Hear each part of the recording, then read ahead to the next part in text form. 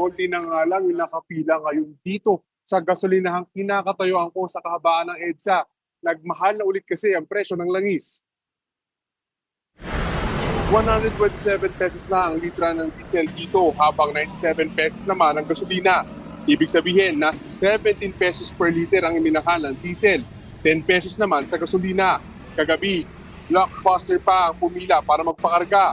Kinausap naman na raw ng Department of Energy ang mga oil companies na ipagpatuloy ang staggered out o utay-utay na price increase para hindi mabigla masyado ang taas presyo. Pero iisangin ng mga nakausap kong motorista, ang mahal pa rin. Pakinggan natin ito. Minsan napapaisip mag-apply ng trabaho pero wala eh. Pag-apply mo, maghahanap ka ng requirements, gagastos ka rin. Tapos yung kita mo doon, minimum, wala rin.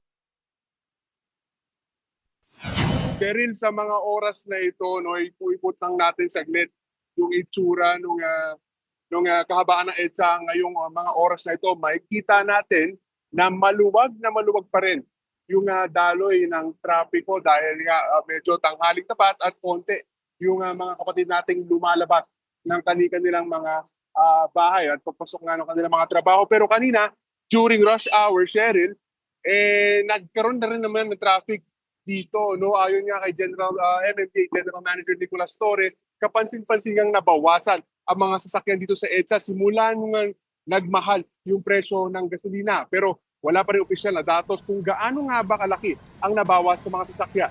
Cheryl?